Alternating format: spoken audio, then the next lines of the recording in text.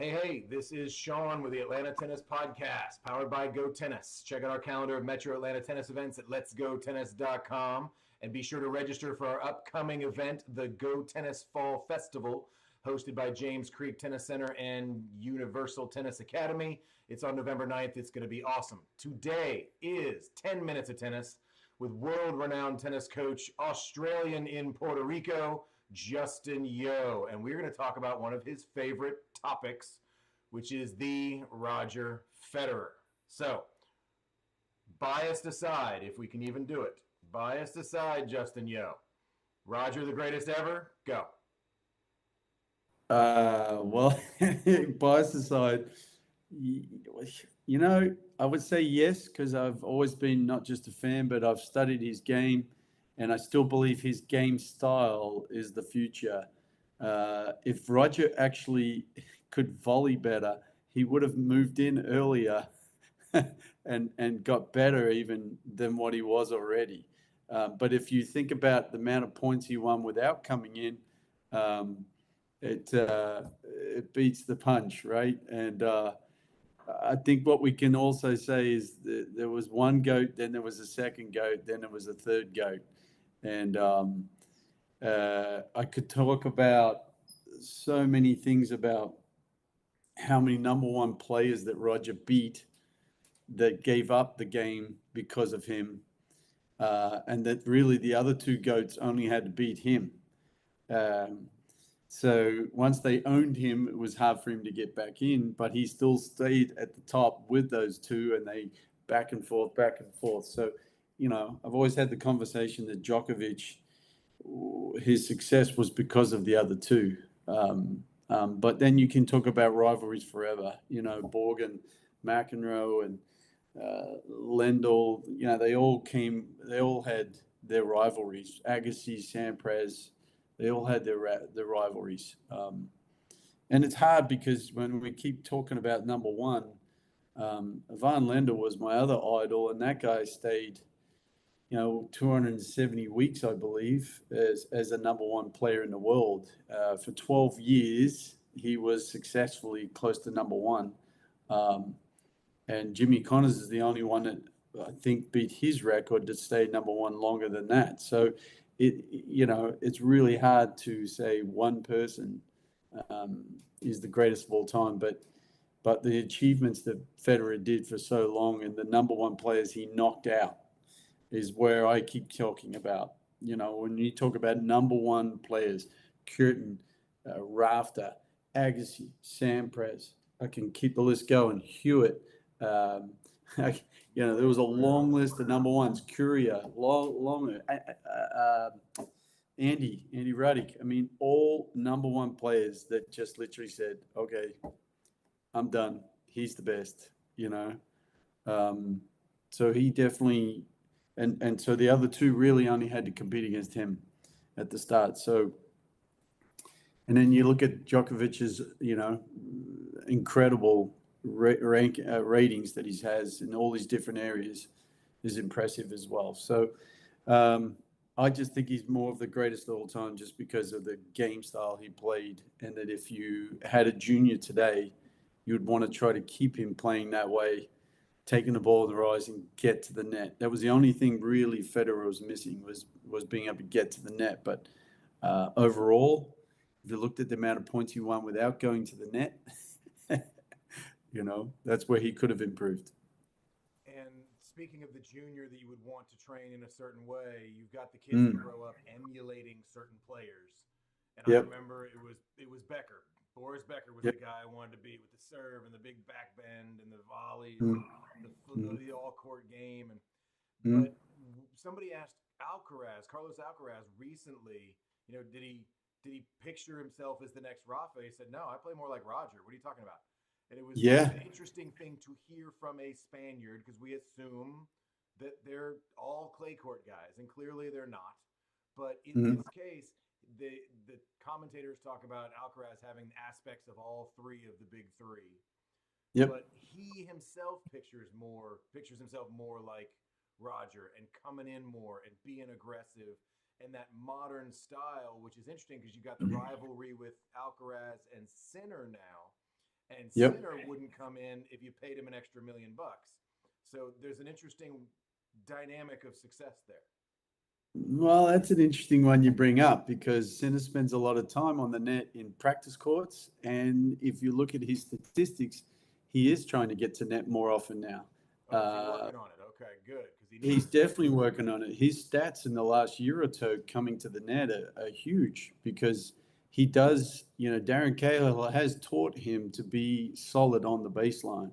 And the stats show also that within, if Sinner's within 2 feet of the baseline, we wish you good luck trying to beat the guy, because you've got to try to get him back. If he feels comfortable right up on the baseline, good luck trying to knock that guy off the court.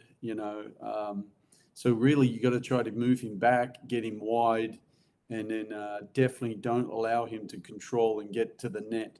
And I think that's where they've spent the last 12 months working a lot, is trying to get his foot speed to be able to, see the opportunities more and come forward and take the risks.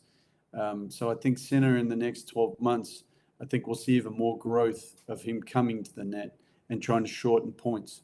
That's crazy. We can talk about growth, and the guy is already #1 in the world. I think we said the same Yep. conversation with when Alcaraz became #1. We're thinking, oh man, Yep. this guy's only going to get better. But then Yeah. again, back in the day, we'll say it like we're going to compare generations. Back in the day, you had that kind of 17, 18-year-old #1 in the world. And we have less of that now, even though I say that the last 2 years, it's been Alcaraz and then now Sinner. Yeah, I mean, well, when you talk age, that's a whole nother ball game because top 100 is way older right now of the average age in male and female. That brings the whole topic of college tennis as a great stepping stool for kids to keep going. It also tells us that parents and coaches got to stop putting so much pressure on a 16-year-old, knowing that really their best years are way, way ahead. And if you don't take care of the joints at that stage and you don't take care of certain things, then the asset or the investment is wasted, because when they hit their mid 20s or early 20s, that's when they're going to really sort of take off. And I mean, we've been talking about this for years on the high performance side, that your eyes don't fully develop till like 25 as a mature eye. So that means you're going to see the ball even better as you get older. I have not And found that to be true. That as I get older, I see the ball better. That has not been my well, experience. as you get older, it goes the other way. But Diminishing you returns know, there, huh? even just coming back to Federer, it was really just a need that took him a second off, or a split step off, or a feeling of off, that just said to him, I can't be the best of the best like I used to. And that's why he pulled out. Because if you saw him hit at the Laver Cup, he had, some of the top juniors, top of the top players, and he was doing 2-on-1s, and he didn't miss a ball, and he could transfer the ball back and forth. They're pounding the ball at him, and he's just like kaboom, kaboom, like he's playing While table having tennis. a conversation. Yeah, yeah, yeah. So, the reason why I bring that up as far as teaching similar things that he had is because the guy grew up with an Eastern forehand grip and learned how to use the ball and control the ball and manage the ball with his hands. And I say that a lot, that doesn't get talked about enough.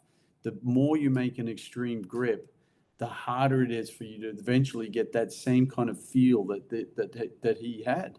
Yeah.